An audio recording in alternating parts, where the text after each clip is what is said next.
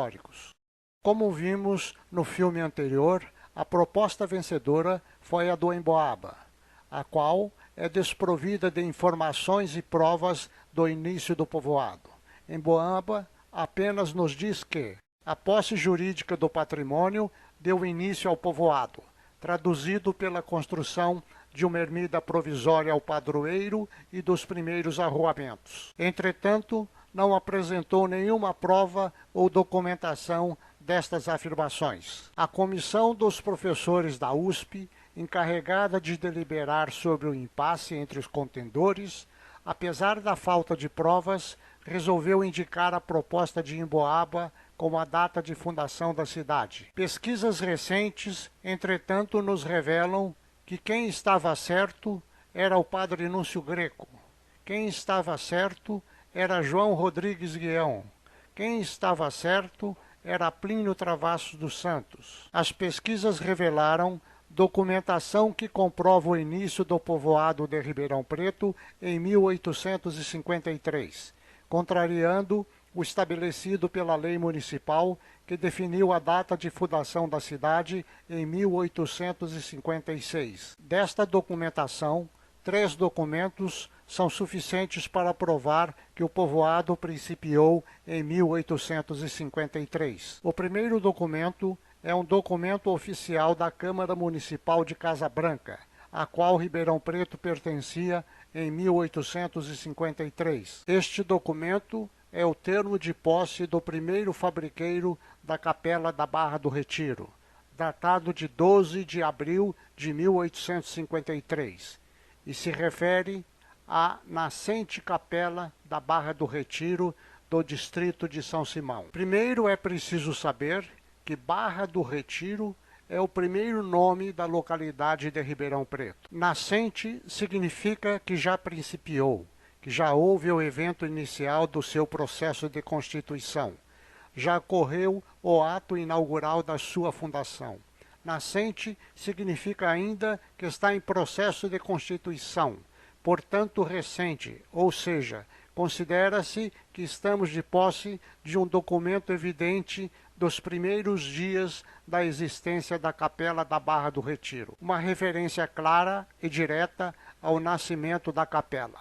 Aqui significando localidade, como podemos constatar pela hierarquia da divisão administrativa: vila, distrito, capela. A prova da existência dessa capela está no fato da Câmara Municipal tê-la reconhecido. Que outra razão existiria para a Câmara Municipal de Casa Branca se referir nesses termos a uma capela no seu território sobre sua jurisdição se ela não existisse? Apesar da flagrante evidência da existência da capela já em 1853, buscou-se outros documentos que confirmassem a informação da existência da capela nesta data. O que nos leva ao segundo documento. Pode-se dizer que a história da fundação da cidade é a história de um documento e da sua procura. Aquele que pudesse saciar o desejo de esclarecimento sobre a fundação de nossa cidade. Que pudesse responder com precisão e clareza à pergunta fundamental. Que transformasse a desconfiança na certeza. O documento final. Esse é o nosso segundo documento. Durante anos, abnegados pesquisadores dedicaram grande parte do seu tempo à procura desse documento. Vasculharam arquivos, cartórios, igrejas, legislativos nas várias cidades da região e também em São Paulo, no Arquivo do Estado, na Cúria Metropolitana. Tudo em vão. Inexplicavelmente, este documento não foi encontrado por estes homens que tinham capacidade de usá-lo. Como já foi citado nos trabalhos dos historiadores, existiram ações judiciais propostas por Teixeira Júnior contra a invasão de terras na Barra do Retiro, que ele supunha serem suas. Essas ações, uma de obra nova e outra de reivindicação, das quais Teixeira Júnior era autor, mereceram uma resposta judicial por parte dos acusados, e essa resposta é o segundo documento. A ação de desforço, que tem como autores Manuel Fernandes do Nascimento, Luiz Antônio de Oliveira e suas mulheres, e como réus, Antônio José Teixeira Júnior e sua mulher. Apesar de não ter sido encontrado por aqueles que o procuraram, este documento estava por perto. Apareceu pela primeira vez em uma publicação do jornal A Cidade em 1907. Apesar desta divulgação pública, não chegou ao conhecimento dos historiadores da época ou posteriores que fizessem uso dele. Pelo menos 3 historiadores tiveram contato com ele, mas não foi usado para esclarecer a data de fundação da cidade. Emboaba e Santos sabiam da contenda que originou esse documento, mas não o encontraram. Santos procurou muito, mas não encontrou. Emboaba primeiro colocou em dúvida a existência da contenda que gerou este documento. Depois chegou a negar, considerando o erro do escrivão. Graças àquela ação improcedente de Teixeira Júnior, é possível conhecer hoje os primeiros dias da ocupação da Barra do Retiro e o nascimento do povoado. Esse importantíssimo documento para a história local descreve de maneira sucinta, porém inequívoca, o projeto da povoação e o momento em que foram feitas as primeiras construções do povoado. No roteiro da defesa dos autores, em 5 trechos, vai-se descrevendo também o roteiro e os percalços da ocupação do local. O documento informa que, com a doação de terras a São Sebastião, os autores e o povo obtiveram autorização do juiz municipal para o beneficiamento do local com vistas à construção do povoado. Então, os suplicantes e mais povo obtiveram de Sua Excelência Reverendíssima a competente licença, por bem da qual, roçando e derribando, beneficiaram o local próprio para a fundação da capela e povoação. Em seguida, foi embargada a ocupação, com base na ação de obra nova, da qual foi autor Teixeira Júnior, que houve por bem suspender a continuação da capela e povoação até final deliberação. Apurados os fatos, o juiz suspendeu o embargo, restabelecendo a licença para o prosseguimento da ocupação. E neste trecho é revelado o projeto e seus componentes: capela, povoado e cemitério. Houve por bem Sua Excelência Reverendíssima conceder terminante licença, assim para a ereção da capela e povoação na Barra do Retiro, como provisão para a factura e bênção de um cemitério. Tudo debaixo das vistas do respectivo vigário da vara. E no trecho seguinte encontra-se a tão desejada informação: o princípio da povoação com a materialização das primeiras construções.